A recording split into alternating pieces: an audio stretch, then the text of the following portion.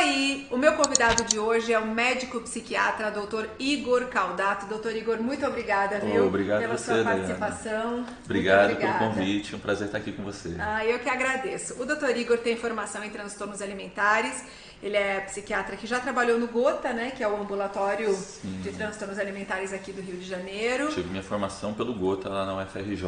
Eu convidei o Dr. Igor porque a gente vai conversar sobre um assunto que vocês me pedem muito aqui no canal e eu nunca fiz um vídeo especificamente falando sobre isso, que é a bulimia nervosa. Primeira coisa, explica pra gente o que caracteriza um quadro de bulimia nervosa. A bulimia nervosa ela é basicamente a compulsão alimentar mais um método compensatório. E é importante a gente reforçar que compulsão não é necessariamente você comer uma barra de chocolate, né? Ou comer ali 4 fatias de pizza. A compulsão alimentar geralmente ela tem uma carga calórica muito grande, né? A pessoa ela ingere uma quantidade de comida muito maior do que as outras pessoas comeriam naquela mesma circunstância, naquele mesmo momento. Então a gente não está falando aí de um evento social, de repente como o Natal, que todo mundo às vezes acaba comendo um pouco mais. Mais exageradinho. Né? A gente está falando de uma situação específica em que essa pessoa ela tem um descontrole alimentar associado àquele momento. Ela não consegue parar de comer ou evitar de comer aquela quantidade calórica muito grande. Então tem a total perda de controle do que ela está comendo. Essa seria uma igualzinho no transtorno da compulsão alimentar. Exatamente. É um episódio de compulsão. É um episódio de compulsão alimentar. Às vezes a pessoa come escondida, com vergonha da quantidade de comida que ela está ingerindo, e quase sempre vem com o arrependimento, a culpa, né? A vergonha do fato de ter perdido esse controle. Muito interessante você falar essa palavra. A paciente que tem a bulimia nervosa e a compulsão alimentar, ela tem muita vergonha do descontrole perante a comida? Geralmente ela se culpa muito por isso. E um dos grandes trabalhos que a gente tem que fazer no consultório é tirar essa culpa do paciente. Porque ela vem cheia de culpa. E essa culpa gera mais ansiedade, mais sintomas depressivos. E isso acaba fazendo com que ela tente compensar isso ainda através da comida. E vira um ciclo vicioso, né, de arrependimento, culpa, ansiedade. Aí tem a compulsão alimentar e volta para esse quadro, né? Então a gente tem esse episódio de compulsão alimentar na bulimia, mais algum método compensatório. Na compulsão, no transtorno de compulsão alimentar, ela tem só o episódio de compulsão. Na bulimia, ela tem o episódio de compulsão e tenta compensar de alguma maneira. Método compensatório, então, é uma forma, dizendo assim, a grosso modo, é uma forma da pessoa se livrar do que ela comeu. É isso? Exatamente. Então, a pessoa, por exemplo, ela come durante a noite, vamos supor, ela tenta em seguida ao episódio de compulsão alimentar provocar um vômito, né? E esse é o quadro mais comum, cerca de 80% das pacientes com bulimia tem essa tendência de provocar o vômito, né? Que a gente fala de vômito autoinduzido. Mas não é a única forma. Como é a mais frequente, é a forma que as pessoas mais conhecem. Mas a gente também tem outras formas, né, outros métodos compensatórios que são comuns nos pacientes com bulimia. Por exemplo, o uso de diuréticos, de laxativos, que chega a ser 20%, 30% das pacientes usando esses métodos. Algumas coisas como, por exemplo, atividade física excessiva, que é algo que as pessoas às vezes não sabem. E quando chegam no consultório e a gente fala, o diagnóstico é bulimia, e ela não entende, mas eu não provoco vômito. Conheci uma moça pelo canal que ela me contou assim, a gente se conheceu e ela me disse assim, ai Dayana, eu tô curada da minha bulimia. Eu falei, que bom, e como é que é a sua rotina hoje? Ela falou, eu não tenho mais nenhum método compensatório e eu como tudo que eu tenho vontade.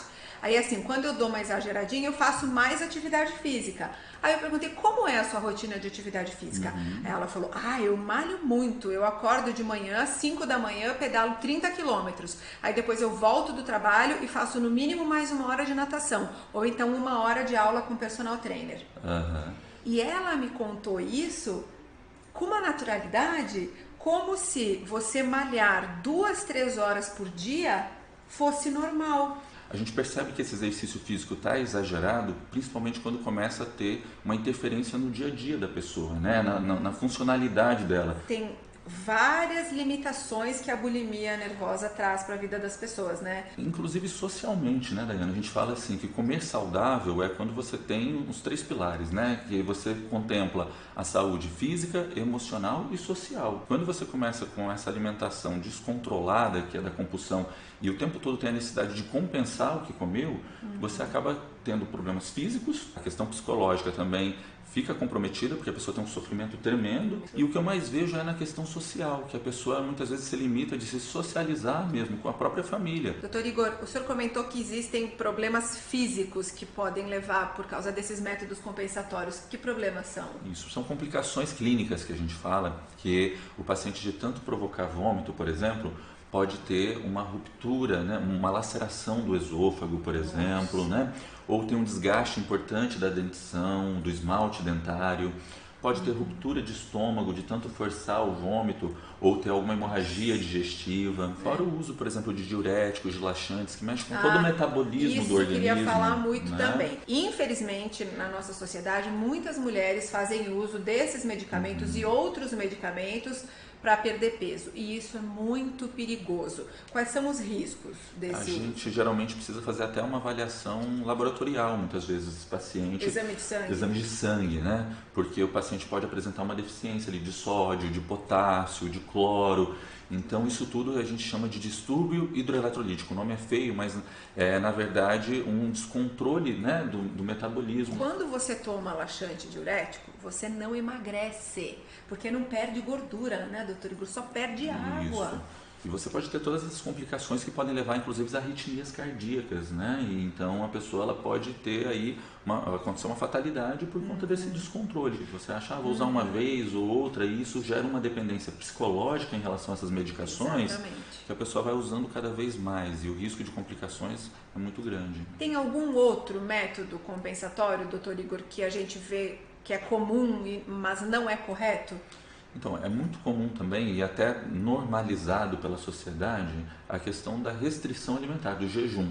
Então, a pessoa ela também pode ter a compulsão alimentar e depois tentar compensar através de uma restrição alimentar significativa. Como eu disse, teve uma compulsão na noite anterior, só por exemplo, e passa o dia seguinte todo em jejum, evitando se alimentar para compensar aquilo que comeu. E eu não estou falando de jejum intermitente, por exemplo, que é algo que está aí difundido, né, e que para algumas pessoas pode ser interessante, mas nós estamos falando de pessoas com transtornos alimentares. Né? Uma pessoa que já teve transtornos alimentares ou que tem uma relação muito conflituosa com a comida, não deveria fazer esse tipo de dieta, né? Porque é um risco. Porque aí a ideia é de compensar o que se comeu, né? Então não é um tratamento, vamos dizer assim, né? Ela fica sempre focada na compensação mesmo da compulsão alimentar. Doutor Igor, eu recebo muitas mensagens de mulheres que têm bulimia nervosa há muitos anos. E eu percebo que é um sofrimento gigantesco. Né? O que você percebe no seu consultório? Eu percebo que as pessoas sofrem muito até buscar ajuda, né? Até buscar tratamento. E é um sofrimento muitas vezes escalado, justamente pela vergonha, né? do que é feito, da quantidade de comida que se ingere. Então, muitas vezes ela acaba ou não percebendo que isso é uma doença, não conhecendo, por isso a importância do trabalho que a gente realiza de divulgar sobre esses assuntos, de falar um pouco mais sobre isso, para que as pessoas entendam que isso de fato é uma doença, né?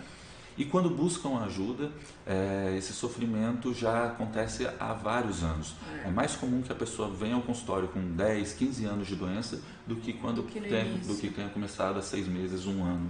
E o que precisa se entender é que a parte voluntária da doença existe, tem uma parte que a gente pode tentar controlar. Mas existem muitos outros fatores que estão envolvidos como causas da doença.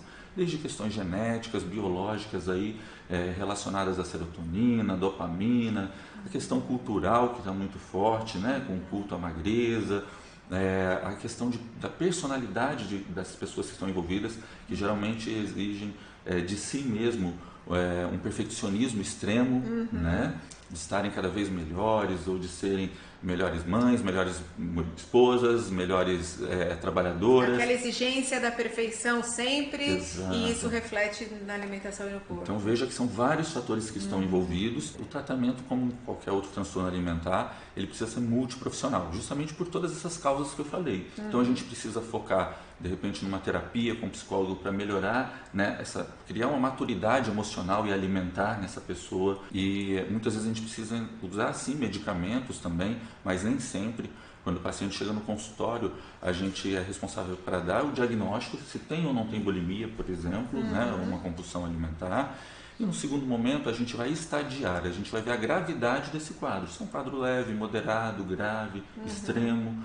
E dependendo dessa gravidade, a gente cria um projeto terapêutico que envolve vários profissionais.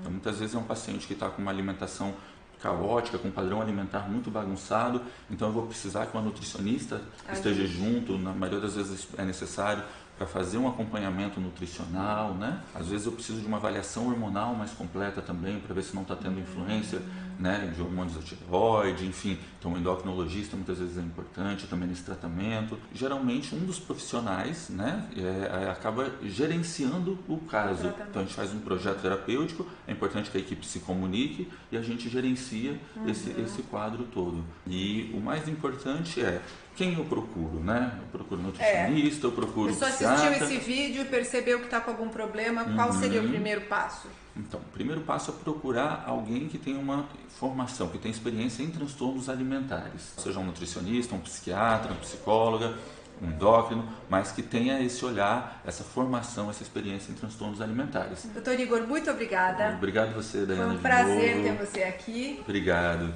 E eu acho que fica o recado para as pessoas, então, que estão assistindo a gente. O importante é descobrir a felicidade em outras coisas além da alimentação, né? Se a comida está trazendo sofrimento para a sua vida, há algo de errado aí, precisa buscar ajuda. E vamos tentar, então, mudar esse foco, colocar mais leveza não só em relacionado ao peso, mas mais leveza na vida, para a gente ser de fato mais feliz. Exatamente. Doutor, muito obrigada, viu? Obrigado Foi muito novamente, bacana. Diana. Um beijo enorme para vocês e até a semana que vem. Tchau, tchau.